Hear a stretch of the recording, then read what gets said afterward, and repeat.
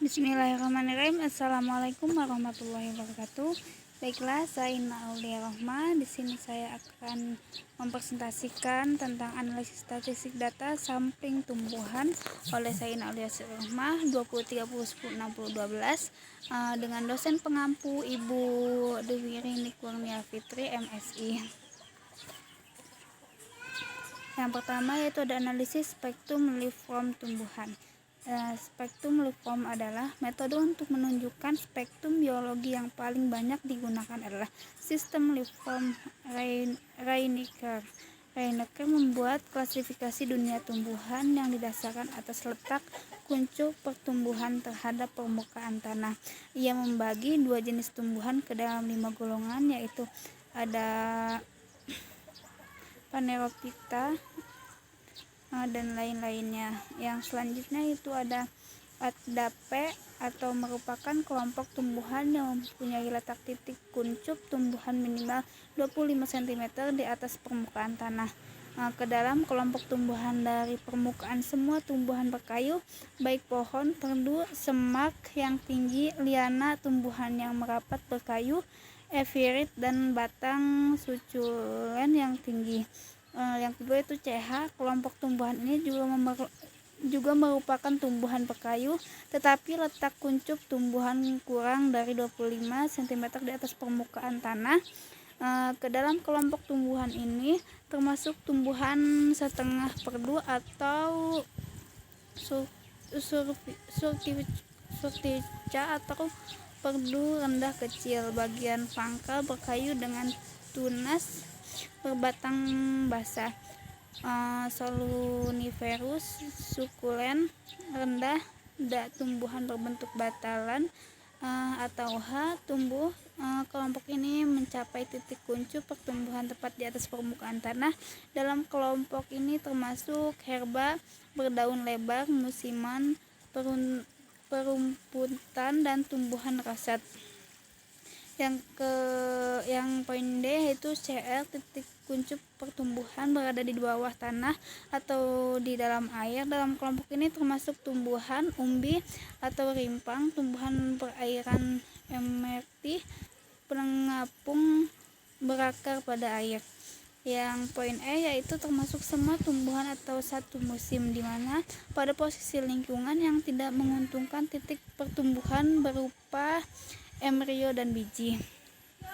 Yang selanjutnya itu pola distribusi. Pola distribusi menurut ruang spasial akan memberikan informasi tambahan dan suatu spesies. Di dalam ini pola penyebaran tumbuhan sangat bervariasi secara garis besar, dapat dikelompokkan ke dalam pola besar, yaitu acak, random, berkelompok, dan teratur.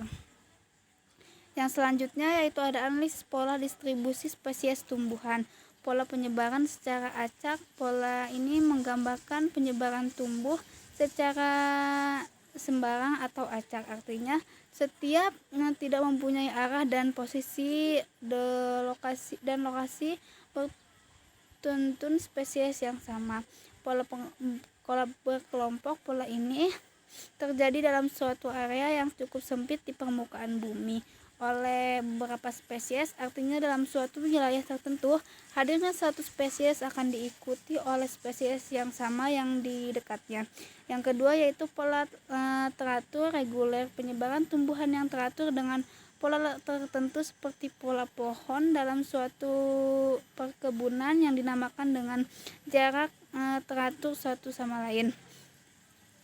Anggota kebanyakan spesies cenderung berkelompok dengan satu. Tumbuhan berkembang biak menghasilkan vegetatif yang masih dekat induknya, berhubungan dengan lingkungan mikro.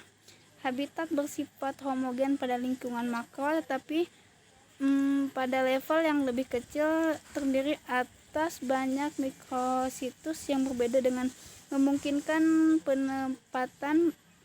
penempatan suatu spesies diikat keberhasilannya yang berbeda pula. Ada mikrositus yang paling cocok itu suatu spesies akan cenderung menjadi lebih padat diamati oleh spesies yang sama. Yang selanjutnya yaitu cara menentukan pola. Salah satu metode penentuan pola adalah dengan kuadran suatu random jumlah individu spesies yang berakar dalam tanah yang terdapat dalam kuadran diperhitungkan ringkasan dalam bentuk tabel. Dalam hal ini data yang diperoleh data yang teramati atau observed dihitung ada yang diharapkan expert. Yang ketiga yaitu perbedaan antara data objektif dan data ekstrak dievaluasi dengan perhitungan yang selanjutnya itu ada analisis interaksi spesies tumbuhan. Asosiasi jenis tumbuhan tidak berarti merupakan bentuk yang harmonis dari berbagai kegiatan yang bertujuan sama, namun adanya individu tumbuhan tidak berarti menghambat adanya hubungan tertentu antara tumbuhan dalam suatu komunitas. Hubungan tersebut dapat berguna pesaing langsung yang bersaing dengan untuk sumber lingkungan yang sama dengan menempati strata sama.